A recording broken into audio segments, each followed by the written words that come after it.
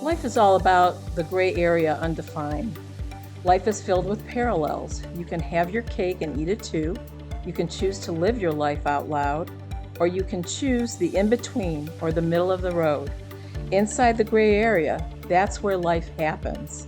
I'm Leanne O'Brien, Chief Marketing Officer for McGregor.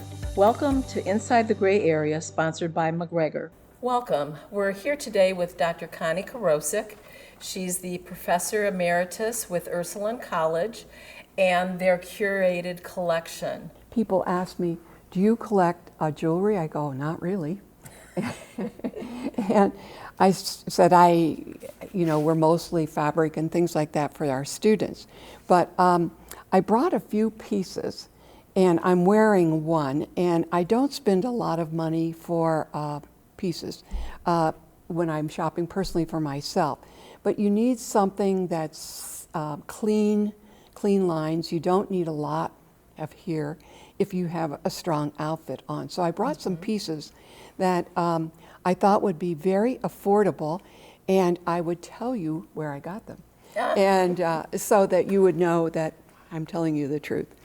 This is a piece right here, and it's just a silver chain, and it's coated, and I got that at J.C. Penney before they closed their doors. Okay. And this was $4 on sale.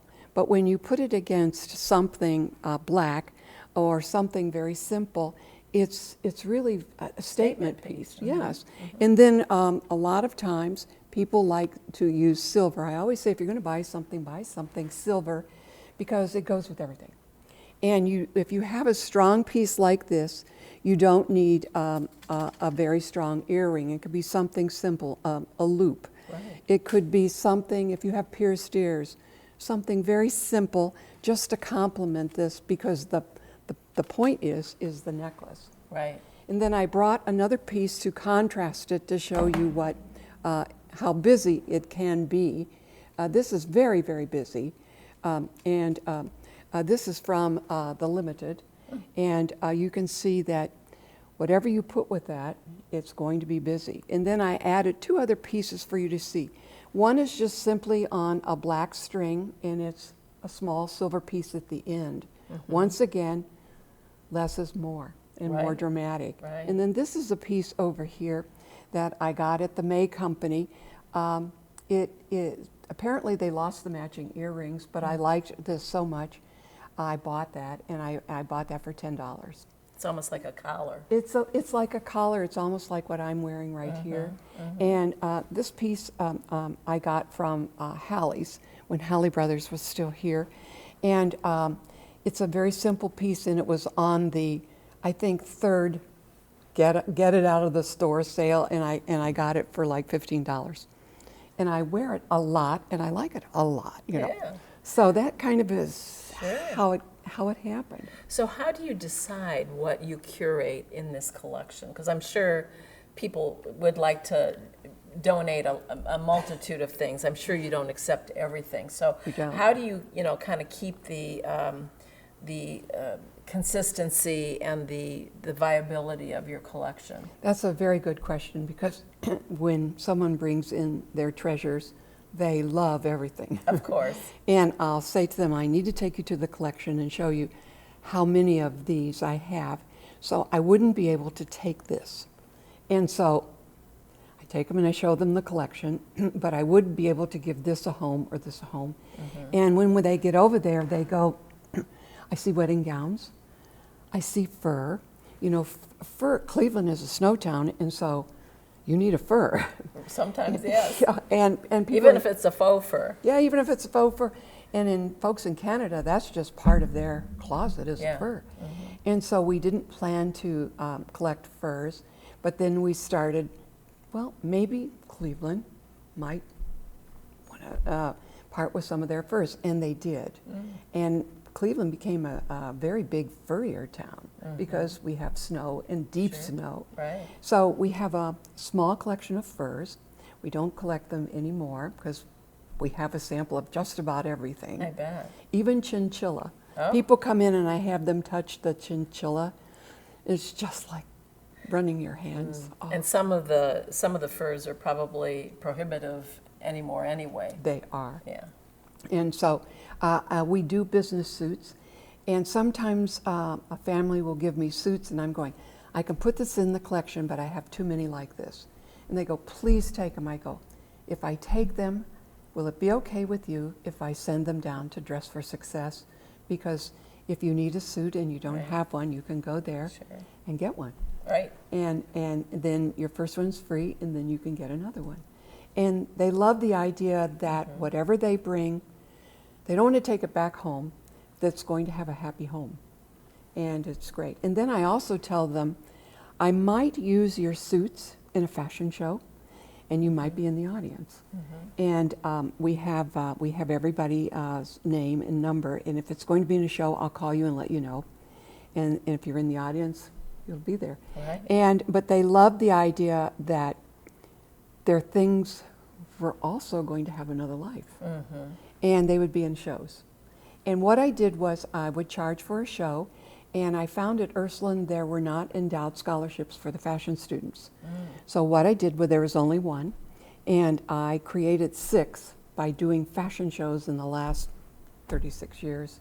And I created, and I would get someone to give their name, and then I go, this is your name, but I'll put the money in. And they love that. That's fabulous. Well, I know one of the fashion shows you did at McGregor's Assisted Living was chiffon gowns. Yes. You know, some made by designers very well known by the likes of Jackie O, who may have worn Yes. one. I believe one was from a Olympic ice skater. Yes. When the Olympic outfits were much longer than they are today. But it was just fascinating to hear the story of who the designer was, who it was maybe even created for. And where they even wore it. So, you know, fascinating stories behind the collection. It is, that's absolutely accurate and spot on. A couple of those chiffon gowns were worn by a Clevelander who did ballroom dancing. And of course, if you do ballroom dancing, you need something that flows with the air. A lot and of the movement, Oh, yeah. And so she had accumulated some, and she asked me, would I be interested in having some of her ballroom chiffon gowns? And I went, wow, this looks like you could still wear it. And she said, no, once you're in a contest, you don't wear it again. I see, I see. So she found a home for some of those, but it was so delightful. And many of your guests that were in the audience here at McGregor, they came up and they go, I had a chiffon gown just like this. And it was my favorite piece in the closet because chiffon, silk chiffon moves with the air and the movement. And Very graceful. it was beautiful. Yeah, yeah. Yeah, the, you know, a lot of the fashion shows that we've done with you, Connie, I think we did hats one year. Yes. We did chiffon gowns another year. Most recently, we did an event called If the Shoe Fits, and it was a collection of very interesting shoes, boots, purses, even some wooden purses. One looked like a birdhouse. It was just fascinating how it opened. But not only does that bring life, you know, into our community in a place like McGregor, but it also brings the community into McGregor. So a lot of our events are certainly attended by those who reside here, the residents, but many of the events are attended by the surrounding community, and it gives them an opportunity to also see what your collection offers. Where do you go from here with the collection? Good question. I don't know. We started with just a rack, and now we have a large space on the ground level of the library, and everyone comes in there and they're going like, you don't have any more room. You might have to edit. And so I said like, well, you're right. Editing might be in our future, and but I've become so attached to everything. Saying goodbye would be really hard. Yeah. But I wanted to tell you about the residents. After we did the shoe and a purse, they came. We invite people up because they want to touch it. Yeah, and this is not a museum where you stand behind the red velvet rope. It's come up, touch it, look at it. and tell me your story. Right. And many of your residents came up and they picked up a shoe that was like a sword in the 80s. Right. And she goes, I was in the 80s. And she said, I had shoes like this and it hurt my toes. Yes, they will do that. And it was just so good to hear their story. And then when the lady who came up and saw the handbag that was like a birdhouse, Right. she goes, I remember when we did decoupage, we painted wooden things and sometimes they were handbags. And she said, my friend had a birdhouse like this and she painted it and I was with her at the paint thing. And it was so good for them to think back and remember. And they were just delightful. I wanted to just take them all home with me. Yeah, yeah. Well, they really enjoyed all of those events that we've had throughout the years here at McGregor. So, looking beyond this year, what does 2025 hold for us? What's going to be the color of the year? Believe it or not, I looked this up in case you would ask me. Okay. It's going to be shades of white Really? and cream. Interesting. And I did the same thing when I went, okay, really? Because we've had green, we've had eggplant, or the purple color, the deep purple color. So And they have different interesting. names. Winter white. And then as I was looking at the samples on the computer, it also just almost touches into the gray area. Okay. But I went, white? I would never have guessed it. And so I guess white is a color, right? it is. Well, a neutral, but Yeah. it is. And because sometimes what sells fashion are these exotic names that they give the colors. Right. And I remember a time in our collection shows this at Ursuline when we received an outfit, but it didn't have a label.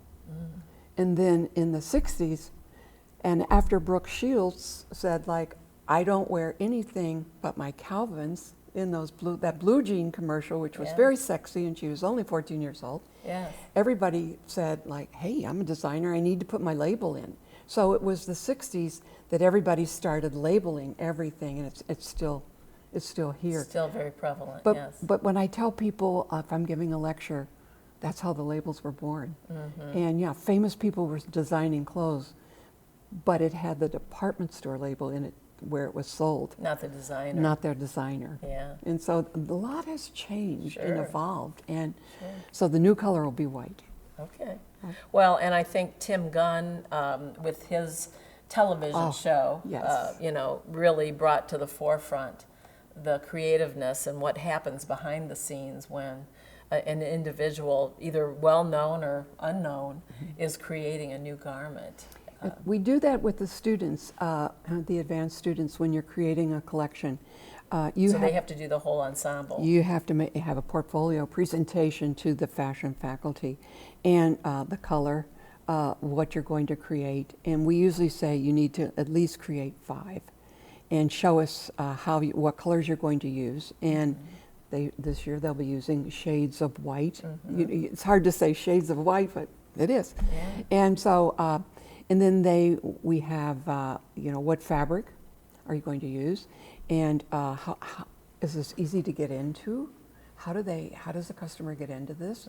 You cannot design, well, you can design bizarre things, but you can't sell them.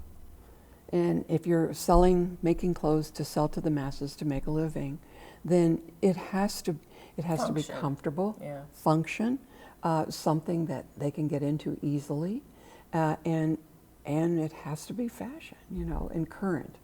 But do the students ever do anything along the lines of an athleisure wear as opposed to, more of a structured suit? They do after they graduate. Thank you for asking me that. I didn't know you were going to ask me that.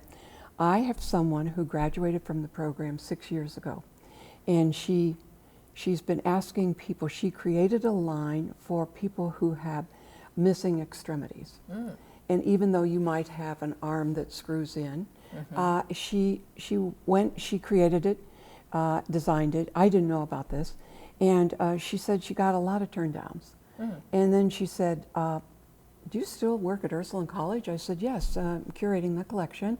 She said, would you look at my designs? And I'm living in Los Angeles now, and I'd like you to critique it for me. And what she showed me blew me away. I go, I don't know who you're talking to, but you have a gold mine here. And all you need is a manufacturer and a good business partner, and you can really roll with this. And her thought of making something with someone who's missing an extremity. Right. And then making it look fashionable, because they want to look good too. And I was just so pleased that she persevered and called me. And I gave her a couple of names in Los Angeles. And whoever you're talking to, stop talking to them. Well, I would imagine, you know, for people who don't have certain extremities, especially arms, Yes. you really have to think about how you're going to construct a garment that would be easy for them to get into, as well as look, you know, very well put together. She had that all diagrammed out for me, because that would be one of my questions. Yeah, yeah. How do they put this on? Right. If they're alone or if they Right. have help. And she had all of her designs out, and I told her, this is a gold mine. Don't walk, run.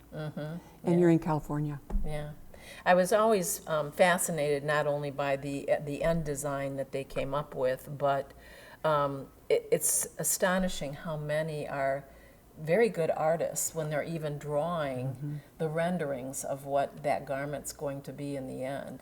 I'm fascinated by that. I often wonder about students too, and some of them are great artists. Oh my gosh, that's my cell phone. Great artists, but they don't Maybe we should pause. pause. Can she pause? Yeah. I've graduated and work in New York City. One of my favorite students, I won't use her name, but she went to work for Tommy Hilfiger, and and when she came home and she told everybody back here in Ohio, you know, she said, I'm working at Tommy Hilfiger's. They go, what store are you in? She goes, no, I'm at the board table with Tommy Hilfiger. Oh, wonderful. And so that's a real testament Sure it to is. the quality and what how comes out of your program. out of the program, and people who do fashion, it's not easy. Everybody thinks it's easy because we all get up and dress ourselves and all that sort of thing, but Sure. it really is a business that you need to know from the ground up how to make money, how to sell it, how to market it, and who to talk to. And sustainability, because you don't want to be the flash in the pan, right? You And- want to have a concept that is going to last a number of years to sustain you both socially, but also economically. exactly, and she was just wonderful. She says, I love to tell the story when they go, so what store are you working in? She goes, I'm in the boardroom with Tommy. Wonderful. That's But wonderful. thank you so much for just letting us share this Sure, with people. absolutely. And Well, it's fascinating. It's a wonderful place to visit if you have any items to donate. Connie, I'm sure will be happy to do for you as she did for me, to give you a little mini tour of the collection that exists there at Ursuline College. And I can't wait until we schedule our next event. We'll have to figure out what the theme is going to be, right? Exactly. But always, you know, stay tuned to McGregor, because undoubtedly we'll have another event where we'll partner with Ursuline's curated collection and see what else we can show off to the public. And thank you very much for having us. You're welcome. Thank you. Thank you for joining Inside the Gray Area. We're here to answer all your questions and share some interesting insights. I'm Leanne O'Brien. We look forward to seeing you next time, and be sure to follow us on social media and our YouTube channel.